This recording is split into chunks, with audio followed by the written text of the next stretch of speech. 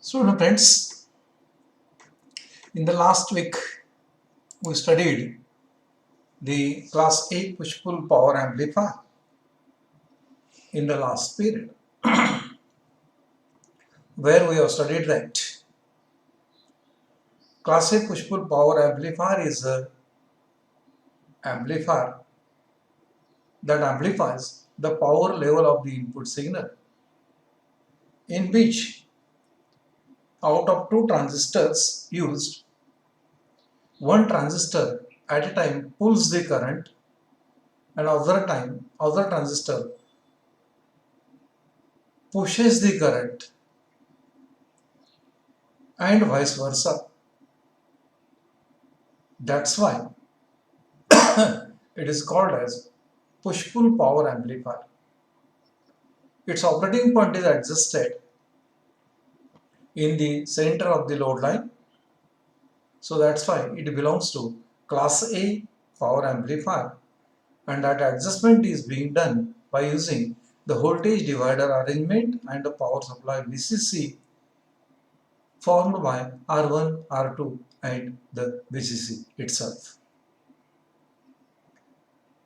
Now, in this period, we are going to study the another type of push-pull power amplifier, and that is class B push-pull power amplifier. If you make small change in class A push-pull power amplifier, the resulting amplifier is the class B push-pull amplifier. Only the thing we have to change is you have to remove R1 and R2 from the class A push-pull power amplifier. The resulting amplifier is known as the class B push-pull power amplifier, which is as shown in this particular figure. Friends,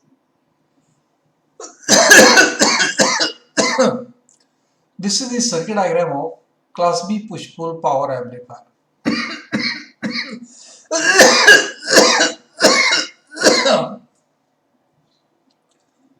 It is a type of push-pull power amplifier in which current at the output flows only through half of the input AC cycle, meaning thereby collector current doesn't flow in negative half of the AC cycle, whereas current flows only in the positive half of the AC cycle of the input. So that particular type of amplifier we can call it as it is class B push-pull power amplifier.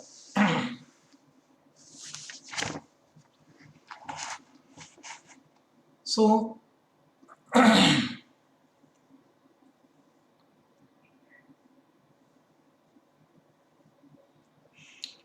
under this particular condition, your operating point of both the BJTs is adjusted in the cutoff region or at the cutoff point, so that it is made to operate both the transistor only for the positive half of the AC cycle of the input, and this is achieved by removing voltage divider biasing formed by R1 and R2 from the class A push-pull power amplifier. If you remove those, naturally we will get the class B push-pull power amplifier. Such a class B push-pull power amplifier consists of the input transformer whose primary is connected to the input signal to be amplified, whereas across secondary of the input transformer T1, the base of transistor Q1 and Q2 are connected, both of them are NPN type of transistor. The secondary winding also has the center tapping to which the negative terminal of the battery VCC is connected, so that at the beginning it will reverse bias the emitter base junction. But natural, the input transformer provides 180-degree out of phase input signal to the base of both the transistors. It makes use of two transistors Q1 and Q2, which are connected in such a way that their emitters are connected with each other, and collector of both the transistors are connected to the primary of the output transformer. This output transformer has got center tapping in the primary. In between secondary of the input transformer and primary of the output transformer, a power supply VCC is connected, so that it will bias both the transistor at the cutoff point. Transformer T2 is output transformer, which will deliver output power to the load resistance we have connected across the secondary winding. This load resistance might be a headphone or speaker or simply a load resistance. The biasing of both the transistor Q1 and Q2 is adjusted by using power supply VCC by avoiding R1 and R2, so that its operating point is adjusted at the cutoff point, and it will allow only current to pass in the positive half cycle, whereas it doesn't allow current to pass in the negative half of the input cycle. Such a amplifier, we can call it as it is class B push-pull power amplifier. Let us see how it works.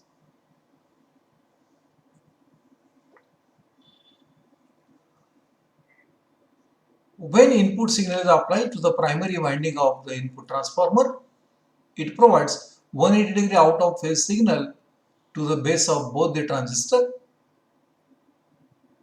When base of transistor Q1 becomes positive, and simultaneously base of transistor Q1 will becomes negative, so that transistor Q1 will be forward biased and it will start conducting the current, collector current, that flows through collector of transistor Q1, whereas transistor Q2 doesn't conduct the current, as a being it is a cutoff, and that collector current will flow in the upper half of the push-pull power amplifier. But when polarity of the input signal is reversed, which will make base of transistor Q1 by allowing it to receive the positive half cycle, whereas base of transistor Q2 will receive the positive half cycle and base of transistor Q1 will receive the negative half cycle. Naturally, transistor Q1 will be reverse pass and it doesn't conduct the current IC1, but Q2 is now forward bias and it will allow collector current to pass only through the lower half of the primary winding of the output transformer.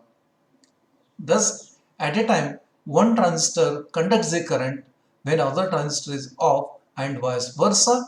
This is same as that of one transistor pushes the current at a time, simultaneously other transistor pulls the current. So that's why this type of amplifier, it is called as class push-pull power amplifier.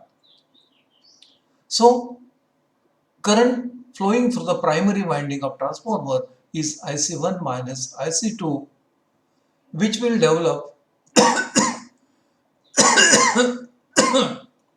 mutual flux in the between primary and secondary winding of the output transformer. This will deliver the current to pass through the load resistance, at the cost of which the power is going to be generated across the load resistance. But in this particular case, when transistor Q1 is on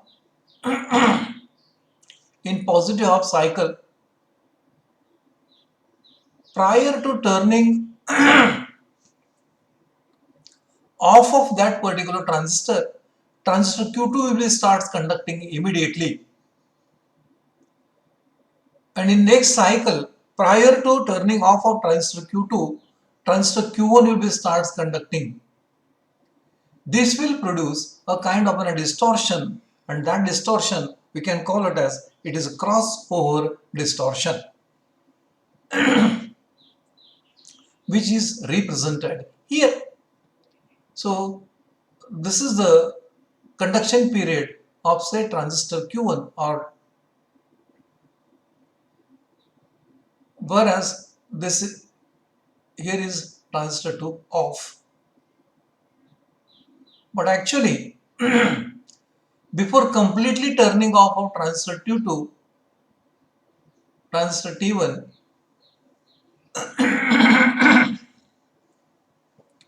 there is a delay between turning on of transistor Q1 and transistor Q2, or transistor TR1 and TR22. Hence, no signal is present at that particular time. It is called as crossover distortion, which is represented in these particular output waveforms.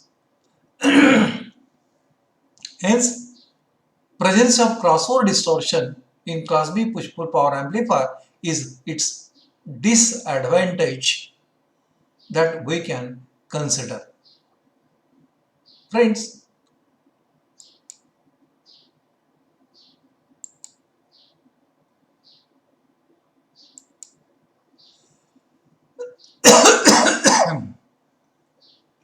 the efficiency of this particular class B push-pull amplifier is almost all about 70 to 75% efficiency, which is a ratio of AC power output to the DC power input. So that almost all is in good agreement with the classified class B power amplifier.